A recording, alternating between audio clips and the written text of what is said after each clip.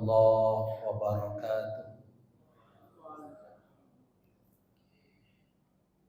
Alhamdulillahi wa kafa, wassalatu wassalamu ala nabiyil mustafa wa ala alihi wa ashabihi ahli sidqi wal wafa. Subhanaka la ilma lana illa ma 'allamtana innaka antal alimul hakim. Rabbi syrah li sadri wa yassir li amri wahlul 'uqdatam min lisani yafqahu qawli. Allahumma ahsin aqibatana fil umuri kulliha wa ajirna min khizyid dunya wa adzabil akhirah. Sidang jamaah salat subuh ya insyaallah senantiasa dimuliakan dan dirahmati oleh Allah Subhanahu wa taala. Alhamdulillah, satu kesyukuran dan kenikmatan Allah berikan kepada kita semua bisa hadir melaksanakan salat subuh secara berjamaah di subuh yang ke-11 bulan suci Ramadan dalam keadaan sehat walafiat. Yang kedua tentu kenikmatan kita bisa bermajelis ilmu, karena kata Nabi, man salaka tariqan yatlubu bihi ilman salakallahu lahu min turuqil jannah. Siapa yang dimudahkan baginya untuk bermajelis ilmu, maka Allah mudahkan surga untuknya.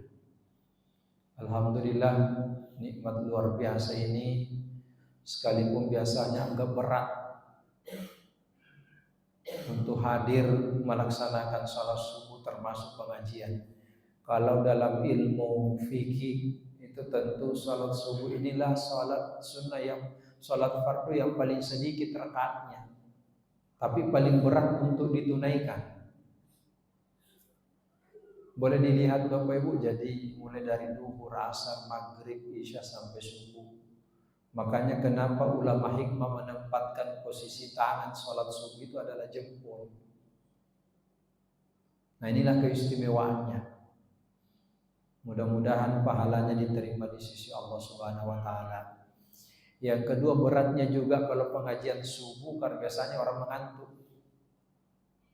Makanya penceramah Ramadan itu paling berat itu yang diceramai. Yang pertama, ceramah zuhur juga susah karena orang mengantuk juga. Apalagi ceramah buka puasa, setengah mati diceramai orang, apalagi makanan sudah disiapkan. Termasuk ceramah tarawih. Tapi tidak ada masalah, yang mau tidur silahkan. Kata Ali bin Abi Thalib, jauh lebih baik tidur di majelis ilmu daripada tersadar di tempat yang sia-sia.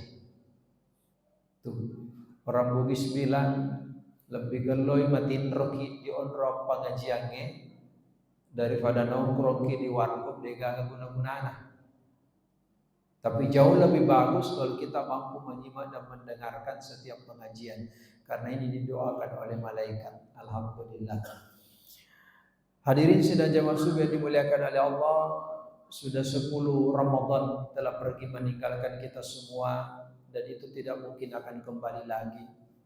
Sekalipun ada Ramadan tahun depan, mungkin sama tanggalnya, sama malamnya, sama subuhnya, tapi tidak akan sama dengan nikmat yang telah kita lewatkan beberapa waktu yang lalu. Maka beruntunglah orang yang mampu menghidupkan Ramadan sepertiga awal telah meninggalkan kita. Tentu harapan dengan dasar iman dan wahtisaban, semoga insya Allah terima amal ibadah kita dan menjadi investasi untuk kita semua. Kan man amila salihan min dzakarin fa nafsi wa man asafa 'alaiha. Sesungguhnya siapa yang melakukan kebaikan itu kan kembali untuk kita. Makanya kalau kita beribadah bukan untuk siapa-siapa, tapi untuk diri kita. Nah, inilah kesempatan yang terbaik. Makanya Ibnu Rajab Al-Hambali dalam salah satu kitabnya mengatakan, orang yang berjumpa Ramadan itu diumpamakan seperti petani, karena Ramadan diumpamakan itu kebun. Ibaratnya ladang, sawah. Nah, petani itu kan terbagi ada beberapa macam. Ada petani yang ketika membuka kebunnya itu kan setelah terbuka lahannya, mulai dia menanam, dia pupuk, dia siram, dia jaga, dia bajak sampai akhirnya memanen. Yang kedua, ada juga petani awalnya setelah membuka lahannya tanam, setelah itu tidak pernah lihat. Pokoknya biarkan saja begitu. Masih mending kalau yang ini, tapi ada yang lebih parah.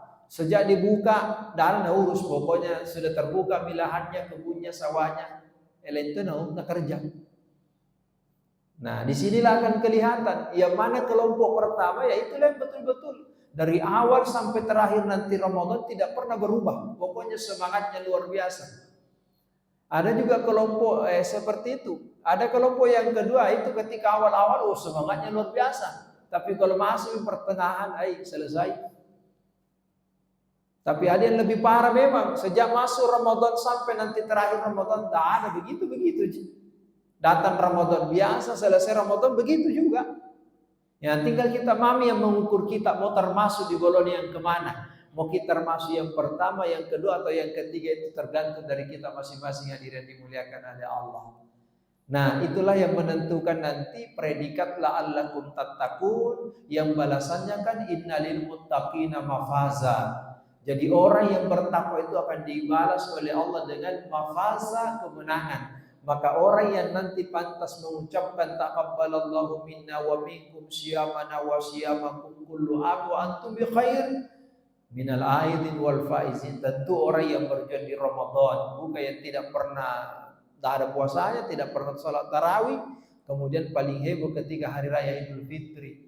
Orang Bugis bilang toka tulu-tulu, tidak pernah berjuang, baru mau menang.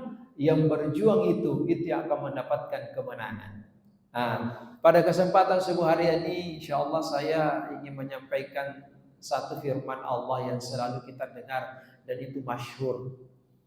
Dalam surah Az-Zariyat ayat 56, wa ma khalaqtul jinna wal insa illa liya'budun. Kita coba akan mengupas dan mengkaji ini ayat, sekalipun pendek tapi maknanya dalam. Ya, saya minta maaf lahir batin, siapa tahu berulang, karena kalau sudah ini subuh ke-11 berarti sudah 10 para guru-guru kita yang saling bergantian memberikan tausiah dan pengajian. Belum lagi ceramah tarwihnya. Berarti hampir 20, kurang lebih 20 penceramah. Mudah-mudahan kalau sebentar ada yang berulang, insya Allah mantap. Tapi kalau ada yang baru, insya Allah tambahan ilmu bagi kita semua dari Allah melalui lisan Al-Fakir Muhammad Ilyas Nawawi. Ya cuma saya bilang yang namanya dakwah dan ceramah, sekalipun ayatnya sama, hadisnya sama, tapi terkadang caranya Ustadz yang menyajikan berbeda-beda, sehingga rasanya kan kita menerima dakwah itu kan berbeda-beda, Pak. Sama Tommy kalau orang kayak coto, kan beda itu rasanya coto yang di sebelah sini, Pak. Dan suruh dengan parekate, dengan coto Nusantara, dengan cotonya Dentayang, Densul, beda-beda itu, Pak. Padahal sama di coto. Olahannya sama. Kenapa berbeda? Karena caranya meramu. Sehingga penerimaan orang kan beda-beda. Sama dengan dakwah, begitu Bapak Ibu. Terkadang itu juga. Makanya ada masjid, Pak, malam ke-6 Ramadan datang pengurusnya bisik kan, dia bilang, Ustaz, jangan lagi singgung itu golongan yang dirindukan surga. Karena 5 malam berturut-turut itu terus disinggung. Ya itu salah satu wanunya, Pak, kalau memang tidak ada terkadang taufik dikasih, makanya terkadang Ustaz itu. Tapi terkadang juga Ustaz dikasih taufik, lain itu ada bawakan nih. Memang orang Indonesia begitu, Pak, lain disuruh, lain itu ada kerja. Tapi tidak ada masalah, yang jelaskan ini kan kajian ilmu bagi kita semua. Nah, apa maksud ayat ini? Wa ma khalaqtul jinna wa insa illa liya'budun. Aku ciptakan. Jadi makna aku di situ sebenarnya penegasan bahwa perintah semua, perintah ibadah itu semua datangnya langsung dari Allah. Semua dari Allah. Nah, kalau kita berbicara penciptaan, manusia kan dua hakikatnya. Yang pertama sebagai khalifatul ardh, wakil Allah di bumi. Kemudian yang kedua untuk beribadah. Nah, saya umpamakan begini Bapak Ibu jamaah yang dimuliakan oleh Allah. Ibaratnya begini. Kalau ada sumur digali setelah ada airnya, Kemudian sumur itu tidak pernah diambil airnya, tidak pernah ditimbang. Yakin dan percaya Pak, itu air sumur itu akan keruh dan busuk, bau. Saya umpamakan Pak Agit nanti. Yang kedua, sama dengan rumah. Rumah setelah dibangun tapi tidak ditempati, tidak dirawat Pak, ujung-ujungnya itu akan hancur. Mobil, kendaraan, motor, kalau dibeli hanya dibeli kemudian tidak pernah digunakan, tidak pernah dipakai, biar bagaimanapun bagusnya itu mobil, ujung-ujungnya rusak dan hancur. Sama dengan manusia, ketika diciptakan oleh Allah, dikasih fasilitas yang lengkap, kemudian dia tidak pakai untuk beribadah, yakin dan percaya, pikirannya akan keruh, hatinya akan buta, dan jasad ini Pak akan hancur sia-sia. Jadi fungsinya seperti itu. Sama, jadi ada yang bertanya kira-kira begini, apa tujuannya kita sebenarnya untuk beribadah? Beribadah itu dalam tafsir Al-Misbah itu sesungguhnya ibadah itu bukan hanya kewajiban Pak, tapi bagian dari kebutuhan hidup. Nah kalau ini dipahami dan disadari, ibadah apapun yang kita lakukan itu tidak akan menjadi beban hadirin yang dimuliakan oleh Allah. Kalau hanya ibadah itu dianggap sebagai kewajiban, misalnya contoh puasa. Kalau puasa itu Pak hanya dianggap sebagai kewajiban di bulan suci Ramadan, terbebani kita. Tapi kalau puasa itu dipahami selain sebagai kewajiban, tapi sebuah kebutuhan, insya Allah yakin dan percaya Pak, enjoy kita melakukan. Karena kita yang butuh. Sama dengan sholat. Kalau sholat itu dibawa dalam persepsi pemahaman kehidupan kita, ini adalah sebuah kewajiban dari sisi perintah, kemudian yang kedua adalah bagian dari kebutuhan, kita akan nikmati itu Pak. Nikmati itu sholat. Makanya ada 3 sesuatu yang mahal di dunia ini yang tidak akan dibeli dengan harta apapun. Yang pertama adalah ketika orang gelisah, ketika belum sholat itu ada rasa kegelisahan, itu luar biasa nikmat itu Pak. Yang kedua ketika dia merasakan ketenangan, merasakan nikmat ketika dia sholat, itu nggak bisa dibeli itu Pak. Yang ketiga ketika merasakan ketenangan setelah melaksanakan sholat, itu sebuah perbendaharaan yang tidak akan mungkin diukur dengan materi apapun. Nah kalau orang dipahami Pak, makanya sebenarnya kalau kita kaji ini, insya Allah nikmat itu beribadah kalau kita pahami. Tapi kalau hanya dianggap sebagai sebuah kewajiban untuk menggugurkan perintah, terbebani kita. Contoh saja salat subuh Pak, sedikit rakaatnya tapi lihat dikit.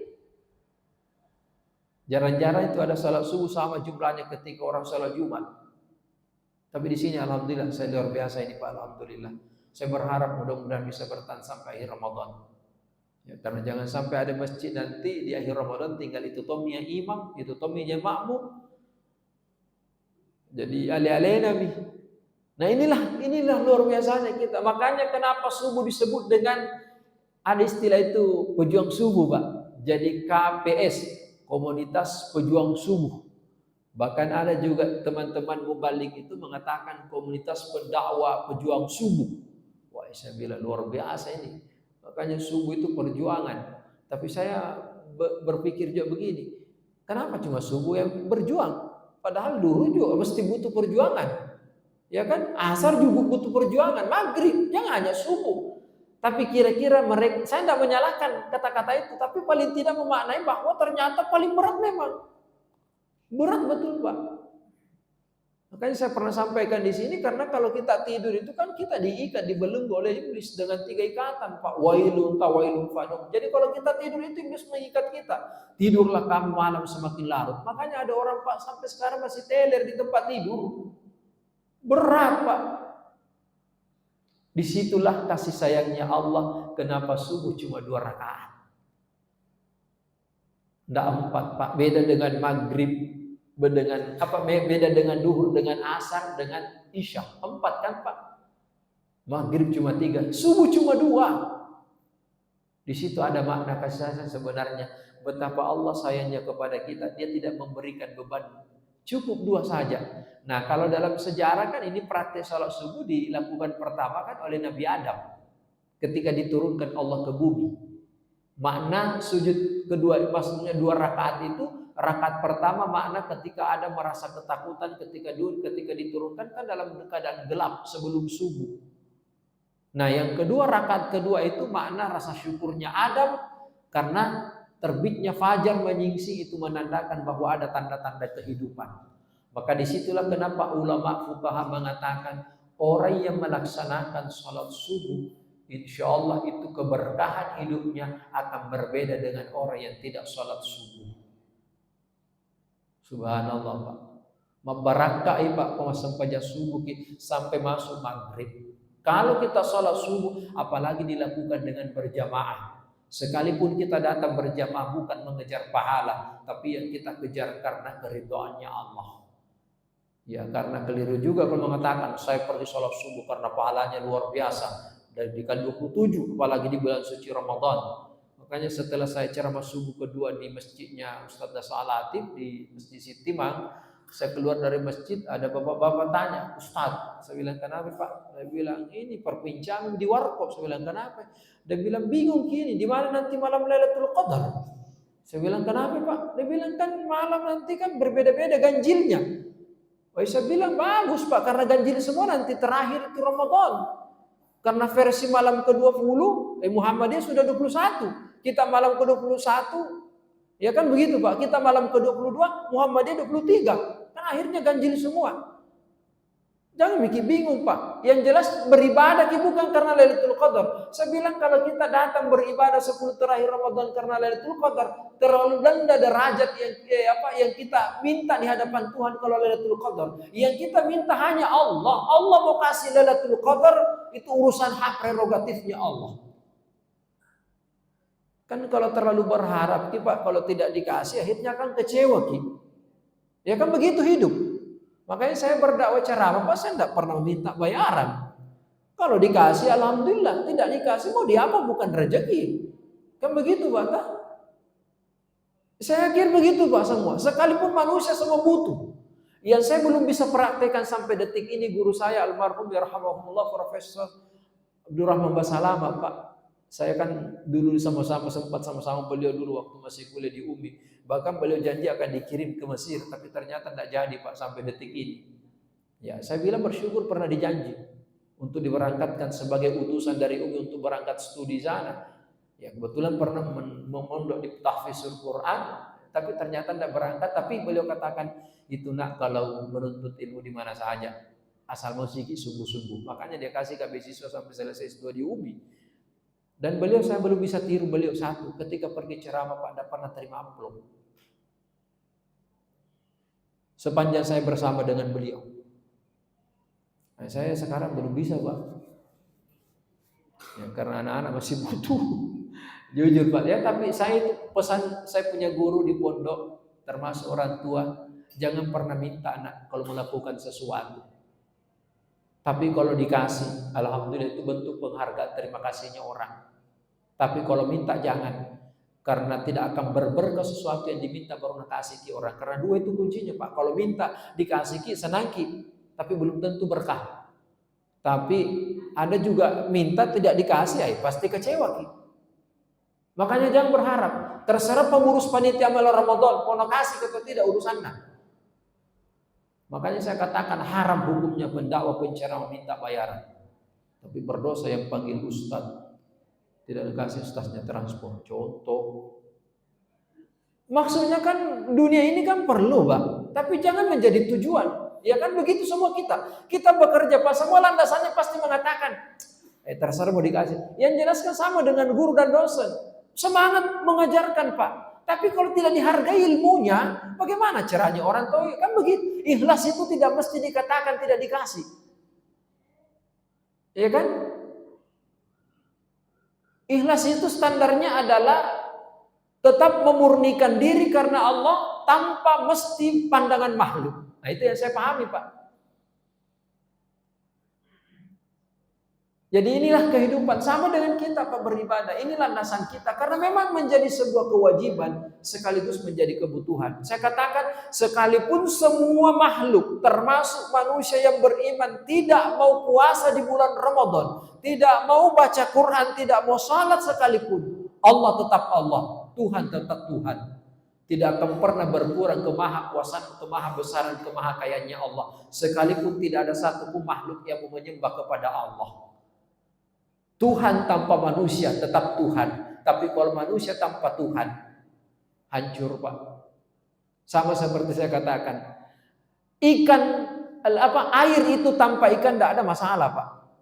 Tapi ikan tanpa air akan bermasalah. Pohon tanpa tanah, masalah besar. Tanah tanpa pohon, tidak ada masalah. Masjid tanpa jamaah, tetap masjid. Tapi jamaah tanpa masjid, nah, lain itu ceritanya. Jadi inilah makna kehidupan yang mesti kita pahami. Allah ciptakan tujuannya untuk apa? Untuk menjadikan kita manusia yang bisa terarah. Maka pengertian ibadah sesungguhnya adalah sebuah taklid perintah Allah, imtitsalu awamirillah, dan ujungnya adalah menjadi sebuah kebutuhan hidup, karena sesungguhnya kita yang butuh untuk melakukan ibadah kepada Allah Subhanahu wa taala. Nah, kita sudah rasakan paling tidak sudah 10 puasa kita lewati. Pertanyaannya jujur bagi Bapak Ibu, apa yang kita rasakan selama berpuasa selama 10 hari? Ada perubahan, Bu? Ada kita rasakan. Dia bilang terasa sekali Ustaz, alhamdulillah itu celanaku molor nih. Lainnya dimasuk. Ya kan? Ada perasaan ketenangan Bapak Ibu. Ada sesuatu yang tidak bisa kita ukur dengan kata-kata, yang tidak bisa diungkap dengan kata-kata. Saya bilang begini Pak, enak itu belum tentu nikmat. Senang belum tentu bahagia. Tapi nikmat insya Allah pasti akan enak. Dan bahagia pasti akan senang. Bisa dipahami Bapak Ibu? Enak belum tentu nikmat. Contoh, sebentar buka puasa lapar haus. Tiba-tiba pas ada es buah, ada mencuci rubayo baroko, nah hantam semua karena saking lapar dan haus tompi. Minum es teler, es buah, pokoknya semuanya Pak, sirup. Sekalinya setelah minum, terputar-putar di kepalanya, pusing karena ini tekanan gulanya, naik gula darahnya, ya kan Pak? Enak tapi belum tentu nikmat. Makanan tidak selamanya enak itu nikmat Pak, jangan sampai jadi sumber penyakit. Tapi sesuatu yang nikmat itu memberikan enak. Contoh lebih besar lagi yang sudah dewasa. Bertemu Rahman dengan Rahim, laki-laki dan perempuan Pak. Saya tidak usah katakan apa. Yang jelas bertemu dua sumber kenikmatan. Katanya kan kenikmatan itu hubungan Rahman dengan Rahim. Kalau tidak diikat dengan pernikahan Pak, enaknya rasa. Tapi tidak akan nikmat. Tapi kalau ketemu Rahman dengan Rahim yang sudah diikat dengan pernikahan, insya Allah nikmat membawa enak. Bisa jadi paham Pak? Kalau ini juga tidak dipaham, wabillahi taufiq wal hidayah. Iya, paham Bu toh? Iya, sama dengan senang dengan bahagia beda. Kapan orang senang? Saya senang sekali kemarin ketika Pak Purbaya mengatakan, insya Allah saya melakukan terobosan baru, pegawai ASN seluruh Indonesia kementerian akan saya bayarkan di awal Ramadan. Wah, senang betul saya Pak, karena selama ini tidak pernah. Tapi pemasena Allah Ta'ala tanggal ini sudah agak tanda-tanda. Tapi senang sudah dijanji Pak, senang. Ya kan? Senang, apalagi kalau masuk memang rekening. Tapi saya belum tentu bahagia. Kenapa? Kapan saya bahagia? Ketika dapat yang namanya gaji 13 THR dari pemerintah, kemudian paling tidak ku kasih istri dan anak-anak, bisa Tommy ku sedekahkan di jalan Allah. Itu kebahagiaan luar biasa. Kan begitu Bu toh? Iya. Kalau nak kasih ke suami tak wajah nikmati sendiri, bagi-bagi. Karena betapa bahagia. Tak coba kalau saya biasa tapi biasa tuh kajengkel. Kalau misalnya di putaran itu, di putaran bundaran Pak, saya kasih uang, Nabi bilang, terima kasih banyak, panjang umur, selamat sampai di tujuan. Ada rasa kebahagiaan kurasakan Pak, bisa berbagi. Tapi engkau tahu hari-hari, apa Ji? Nah terkadang juga tidak ada bantu Ki, malah halangi Ki. Iya kan Pak? Tapi itulah usaha mereka. Tidak perlu juga disalahkan. Sama sekarang ketika Papi hancurkan kiri kanan. Saya bilang mungkin belum sampai pikiran, tak ada maksud baiknya. Ya tapi rata-rata yang sudah membenci sama dia kan dia bilang apa Ji? Nah janji lain na janji kaki lain to lakukan. Tapi kan masih ada hikmah di balik itu semua. Nah inilah yang hadir yang dimuliakan oleh Allah. Yakini dan pahami. Ketika kita begadang semalam Pak, kita datang sholat sunnah tarawih di masjid. Sekalipun mengantuk, tapi ingat Allah sayang kepada kita. Kenapa disimpang qiyamul lail di malam Ramadan itu? Wa atimmu syiyama ilallai, sempurnakan ibadah puasamu di siang hari dengan qiyam di malam hari. Tujuannya apa? Supaya setelah buka puasa jangan kau langsung tindro. Ada olahraga yang mendapatkan keutamaan pahala, sholat tarawih. Ya kan Bu? Tuh alhamdulillah. Supaya proses pembakaran pencernaan dalam tubuh berfungsi normal. Alhamdulillah setelah tarawih mulai bikin tidur. Bangun lagi jam 3. Iya kan? Bangun jam 3 jangan langsung makan. Itu kan ada sholat lain di situ bisa dilakukan. Tenang Pak. Tenang, hidup ini Allah sayang kepada kita. Makanya saya bilang Allah tidak ingin membebani kita. Allah tidak ada untungnya kalau kita diperintah terus. Tapi tujuannya untuk kita semua. Siapa yang akan menikmati? Nah itulah tadi kembali kepada kita. Man amila shalihan fi nafsi wa man asafa 'alaiha. Bahkan di ayat lain dalam Al-Qur'an kan jelas dalam surah Ar-Rahman. Hal jazaa'ul ihsan illa al-ihsan. Balasan kebaikan itu tentu kepada kebaikan yang melakukan. Fabi ayyi ala'i rabbikuma tukadziban. Maka nikmat Tuhan mana yang kamu dustakan?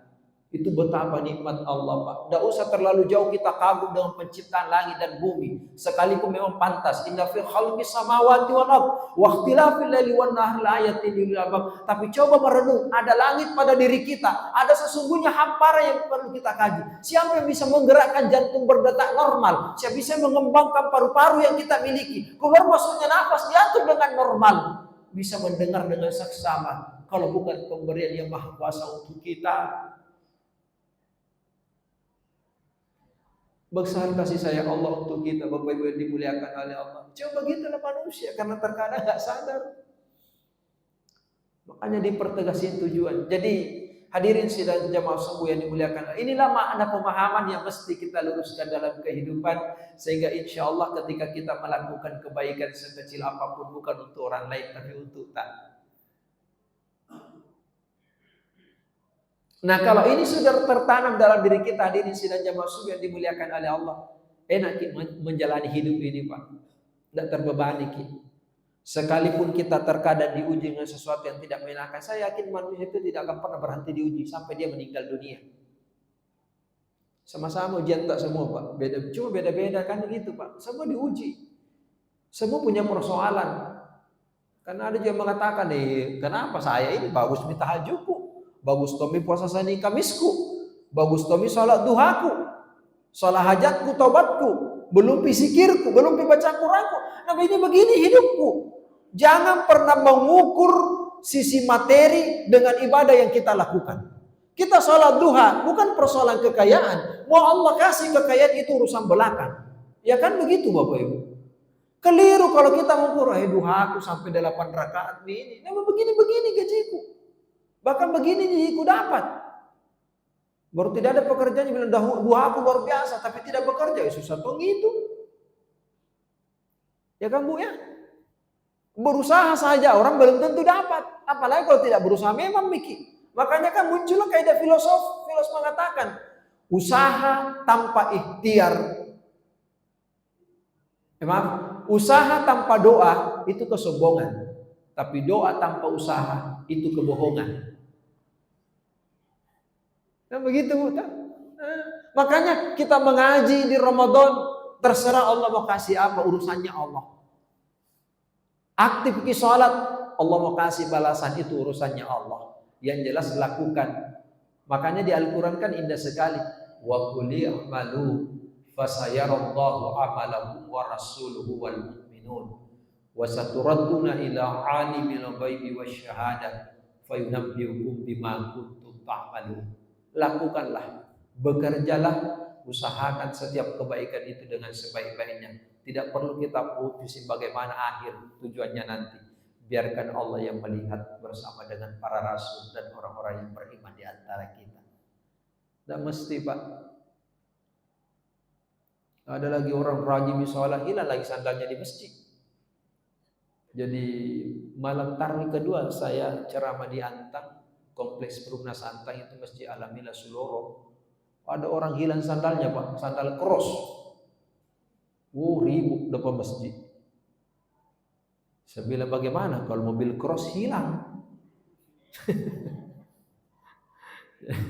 Sandal cross ternyata mahal harganya itu 1.000, berapa 1 juta di mana? Nah ini alhamdulillah ini tantangan besar teman kita semua. Dan saya bersyukur sebenarnya di sini Pak, saya datangnya bagus ya parkiran depan. Alhamdulillah. Ustaz ya. Bagus di depannya. Ini berarti tanda ada kemajuan luar biasa. Nah ini berkahnya kita semua Pak. Alhamdulillah. Nah apalagi yang kita mau risaukan, sudah ada fasilitas kenikmatan. Makanya saya bilang begini Pak, kalau kita tidak bisa membangun masjid, paling tidak mudah-mudahan kita termasuk orang yang bisa menjadi pengurusnya masjid. Kalau tidak bisa tongki jadi pengurus masjid, minimal kita mampu memakmurkan masjid. Tidak bisa Tommy bangun masjid, tidak jadi pengurus masjid Tommy, tidak pernah tuh datang sholat di masjid dan memakmurkan masjid, ceritanya di Lompok. Ya kan begitu Pak, sama dengan begini, banyaknya protesnya, kenapa Pak buka begini, berarti di para nyumbang. Kan biasa memang begitu manusia, paling ribu ini, paling tidak ada tahu sumbangsinya, paling banyak ceritanya. Temodel lah. Ya kan begitu. Iya, dia makin saja masih bagus dalam tidak masjid kan begitu. Kenapa begitu masjid? Dikasih lagi teh keramik warna biru, hijau. Apa? P3 apa? Banyak sekali komentarnya. Syukur maki itu, terima maki terus ada mau fasilitasi ki. Kadang yang enggak begitu Bu tahu.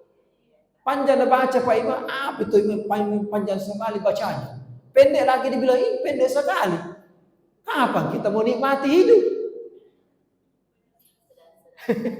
Iya kan, alhamdulillah. Iya, cocok keseimbangan sedang-sedang saja. Itu Bu. Tidak kaya, tidak miskin. Makanya kita minta sebenarnya Allah, jangan minta tambahan rezeki, yang kita minta keberkahan rezeki. Cukup dan berkah kan itu. Sebenarnya kalau saya kaji hakiki, Pak, itu rezeki tidak akan pernah bertambah. Karena 50.000 tahun sebelum kita diciptakan sudah ditentukan oleh Allah. Yang kita minta berkahnya rezeki. Ya Allah tambahi rezekiku, tambahi jodohku. Apa mau tambahi jodoh? Ya orang kan tidak paham. Jadi saya tidak salahkan karena tidak paham. Jadi kalau saya bilang, ya Allah berkahi rezekiku. Itu wajar Pak. Tapi ini rezeki sudah ditentukan oleh Allah. Tidak mungkin kemana-mana. Sudah diatur Pak. Itu THR biar bagaimanapun cek nanti itu. Kalau bekerja, kalau tidak mah cair budi. Iya. Makanya saya bilang teman-teman di kantor berdoa saja. Mudah-mudahan gaji 13 menyusul gaji 14, 15, 16. Bagaimana dapat MDG saja tidak beres-beres. Sampai Basnas lagi kemarin. Saya makanya jujur Pak, saya Menteri Agama kemarin belum bisa selesai ujiannya ketika naik jet ke Takalar, gratifikasi, akhirnya beliau datang. Namanya ulama, saya bilang orang tua datang menjelaskan. Namanya diminta kalau meresmikan, dikasih fasilitas Pak Umar Sabta kan bukan maunya dia. Tapi dikritik lagi. Muncul lagi katanya dana zakat mau dibawa ke MBG. Masa ulama sekali baru besok mau katakan. Cuma itulah orang-orang kan terkadang tidak senang, makanya dibuatkan biar berita dipelesetkan. Tidak pernah boleh mengatakan dana zakat akan dialihkan ke MBG. Ini saja MBG bulan Ramadan juga dibagi. Saya bilang bagaimana ceritanya? Ya tapi begitu. Memang ini Indonesia paling hebat memang Indonesia Pak. Tidak ada kali Indonesia. Makanya Malaysia saja bingung lihat Indonesia. Orang negara lain Pak, kalau di bulan Ramadan itu ekonominya Pak, tidak terlalu berputar. Negara-negara yang banyak mayoritas Muslim Pak. Indonesia heboh, tidak ada kalah Pak. Luar biasa peningkatan kualitas.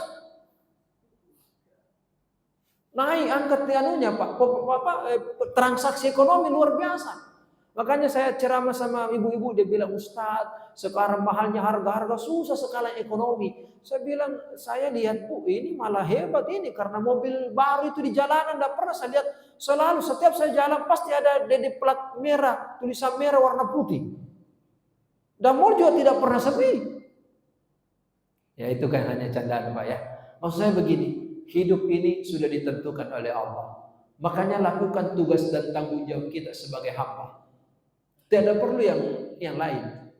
Saya katakan hamba itu adalah derajat tertinggi. Makanya di Al-Quran itu Subhanalladzi asra bi abdi. Ingat Rasulullah pernah ditawari Pak satu. Muhammad kau jadi nabi sekaligus raja. Yang kedua Muhammad kau nabi sekaligus penguasa. Atau kau Muhammad nabi sekaligus hamba. Nabi menerima yang ketiga. Bukan raja, bukan penguasa Pak. Nabi terima hamba. Karena derajat tertinggi sesungguhnya secara hakikinya adalah hamba. Makanya dipanggil oleh Allah Subhanalladzi asra bi abdi, bukan bi Muhammadin, bukan bi Rasuli. Maka kalau kita mampu menempatkan diri sebagai hamba di hadapan Allah, insya Allah kita mengangkat diri kita yang sesungguhnya di hadapan Allah. Siapa itu hamba? Tidak semua makhluk itu hamba Pak. Tapi kalau hamba pasti makhluk. Contoh, iblis itu makhluk Pak, tapi bukan hamba. Kita Pak manusia makhluk sekaligus membuktikan bahwa kita adalah hamba. Siapa itu hamba? Ya mau tunduk patuh kepada yang menciptakan, namanya Khalik, Allah Subhanahu wa taala. Turun perintah puasa tidak ada alasan. Apa panas sekali, tapi kita bersyukurlah di Ramadan tahun ini luar biasa Pak. Kita berkelimpahan hujan, alhamdulillah. Saya tidak katakan hujan itu musibah, bukan. Hujan itu berkah. Sekalipun memang ada saudara kita kurang lebih 800 jiwa itu yang harus mengungsi Pak di awal Ramadan kemarin karena kebanjiran, ya kan Pak? Kita bersyukur Pak, alhamdulillah. Ini kan sebuah kenikmatan luar biasa. Tinggal kita mau nggak termasuk afala tatadzakkarun, maulah kembali. Jangan sampai kita termasuk qalilan ma tashkurun, sedikit bersyukur kepada Allah. Makanya Ramadan adalah bulan ibadah. Mari kita maksimalkan ibadah kita sekecil apapun, ada potensi berbuat baik. Kalau kita tidak bisa menjadi ahli salat lain, minimal kita ahli Quran. Kalau puasa jangan disebut karena memang kewajiban. Kalau tidak bisa tahu mikir, paling tidak ahli sedekah di Ramadan sekalipun. Nabi pernah, kan Nabi kita tahu bagaimana beliau orang dermawan, tapi lebih dermawan lagi di bulan suci Ramadan dengan sebagaimana hembusan angin. Apa maksudnya? Angin itu Pak bisa masuk ke celah-celah. Maka sekecil apapun kita tidak bisa bersedekah dengan harta dan materi, bersedekahlah dengan tenaga. Tenaga pun tidak sanggup, bersedekahlah dengan pikiran. Pikiran pun tidak sanggup, bersedekahlah dengan kata-kata yang baik. Tidak bisa kau mikir, paling tidak senyum saja. Insya Allah membuat sedekah dalam kehidupan. Tidak bisa kau mikir tersenyum. Cocok baji. Lebih baik li semiki fama sena fama Allah Ta'ala. Menurut cuma beroli dino. Bikin macet. Bahasa kasar Pak. Maksudnya sekecil apapun insya Allah pasti makin lagi bisa berfungsi dan bermakna dalam kehidupan kita. Makanya Nabi kan mengatakan khairun nas, sebaik manusia yang bisa bermanfaat kepada sesamanya sekecil apapun. Saya pikir begitu Bapak Ibu, insya Allah selama kita pada selama Ramadan belum berakhir, masih ada waktu dan kesempatan. Tidak ada kata-kata terlambat untuk melakukan kebaikan. Detik ini, hari ini, saat ini, ketika ada keinginan, ada nawaitu, insya Allah kita berbuat yang terbaik. Setiap amal perbuatan bukan dihitung dari mana yang titik startnya, tapi yang dinilai adalah innamal a'malu bil khawatim, bagaimana nanti di akhir dan penghujungnya. Itu yang lebih hebat Pak, subhanallah. Tapi jauh lebih bagus kalau dari awal sampai akhir, sebagaimana ungkapannya tadi Ibnu Rajab Al-Hambali, mampu membuka lembaran bagus, kemudian merawat sampai sedemikian rupa, akhirnya mampu menutup dengan indah, sehingga insya Allah itulah termasuk orang yang mampu mendapatkan nanti husnul khatimah. Saya pikir gitu Bapak Ibu. Ada pertanyaan? Langsung Ustaz ya. Ada pertanyaan, boleh bertanya. Ya, kalau tidak ada, alhamdulillah kita mau cepat-cepat tidur. Karena saya ada yang tidur di belakang sana itu. Lanjutkan. Iya, silakan. Bismillahirrahmanirrahim. Assalamualaikum warahmatullahi wabarakatuh. Waalaikumsalam warahmatullahi wabarakatuh. Terima kasih Ustaz. Yang saya ingin bertanyakan mengenai tadi ini masalah masuk bulan suci Ramadan, mulai mau masuk sampai akhir, kita harus, saya berniat misalnya dengan bersungguh-sungguh ingin sampai di akhir bulan suci Ramadan dengan mencapai sesuai apa yang dibicarakan tadi sama Ustaz. Orang mengatakan manja wajadah, siapa yang bersungguh-sungguh maka dia yang akan dapat. Tapi seumpamakan saya sebagai atlet Ustaz, saya ini berniat ingin nyampe di finish terakhir, tetapi dengan suatu hal sehingga saya tidak sampai dengan sempurna. Apakah saya ini termasuk gagal atau bagaimana Ustaz? Bagaimana menurut Ustaz? Terima kasih. Assalamualaikum warahmatullahi wabarakatuh. Gagal tidaknya Ibu itu kan tergantung persepsi manusia, tapi sesungguhnya persepsi yang paling istimewa adalah tentu ketentuan Allah Subhanahu wa taala. Kalau kita sudah berniat dari awal dan ternyata juga tidak maksimal, itu kalian cerita kalau di luar kesanggupan kita Ibu. Kan la yukallifullahu nafsan illa wus'aha. Makanya kenapa ulama hikmah mengatakan berniatlah di awal menulis sesuatu dengan baik. Kalaupun tidak sampai, berarti Allah sudah memberikan yang terbaik untuk kita. Kalau dalam ilmu hakiki sama begini. Kalau sholat subuh tadi, pada saat sholat subuh kita salam ke kanan sudah berniat untuk sholat duhur, itu kan insya Allah sudah akan mendapatkan keutamaannya. Tapi ternyata kita tidak sampai di duhur sebentar, mungkin di lain waktu kita, maksudnya kita kembali kepada Allah, maka sudah dicatat. Maka kenapa Imam Malik menganjurkan niat pertama awal Ramadan itu kan langsung niat 1 bulan, ya kan? Dan Imam Malik, kemudian Imam Ahmad bin Hanbal dan termasuk Imam Abu Hanifah, kecuali Imam Syafi'i. Imam Syafi'i tidak menafikan pendapat ketiga mazhab tersebut, tapi dia juga memberikan tuntunan bahwa lebih mempermantap untuk berniat di malam hari. Yang jelas nawaitu kita yang utama Bu, lakukan sesuatu karena Allah sampai selesainya Ramadan. Tapi kalau ternyata kita tidak maksimal, berarti itu yang terbaik Allah berikan untuk kita. Jangan pernah menyesali. Yang jelas kita berusaha dengan maksimal, kecuali kalau yang memang mentok kita yang malas.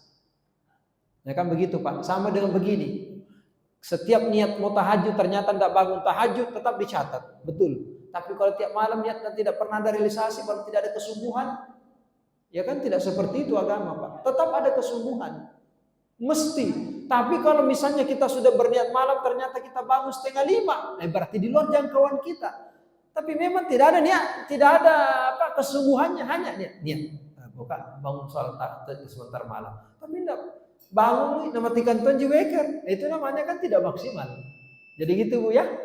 Insya Allah ini kayaknya tanda sudah masuk waktu syuruk untuk salat sunnah isyraq. Nah ini kesempatan yang terbaik, usahakan salat sunnah isyraq Pak. Ini bagus sekali di pengurus masjid karena memberikan kesempatan sampai isyraq. Ya luar biasa Pak. Karena kalau pulang mikir di rumah, istilah itu masalah. Dan saya ingat sekali pesannya guru saya Pak, jangan pernah tidur di subuh hari sebelum terbit matahari. Karena tidur sebelum terbit matahari itu Pak, itu jauh dari keberkahan hidup. Tuh. Makanya kalau mau tidur, waktu saya sempat ikut juga kajian ilmu hakiki itu Pak, tidak boleh tidur. Saya bilang bagaimana Ustaz? Nah saya orang kantoran. Dia bilang bawa bantalmu ke kantor. Wah, saya bilang solusi cerdas, tapi kan jadi masalah. Itu luar biasa Pak. Makanya jagalah. Insya Allah kondisi kesehatan kita. Seperti itu Bu ya. Insya Allah mari kita saling mendoakan. Semoga insya Allah kita mampu menjalani sisa Ramadan kurang lebih 19 atau 20 hari ke depan. Insya Allah kita maksimal. Sehingga insya Allah kita termasuk golongan pemenang nanti di Ramadan tahun ini. Amin ya rabbal alamin. Sebegitu Bapak Ibu ya. Mohon maaf atas segala kekurangan. Terima kasih atas segala perhatian. Semoga Allah merahmati, memberkahi perjalanan hidup kita. Jangka pendeknya di Ramadan tahun ini. Dan insya Allah sampai kita kembali kepada Allah. Walafu minkum illa man atallaha biqalbin salim. Subhanakallah bihamdik. Nashhadu an la ilaha illa anta wa nastaghfiruka wa natubu ilaik. Wallahu waliyul muttaqin. Wassalamualaikum warahmatullahi wabarakatuh.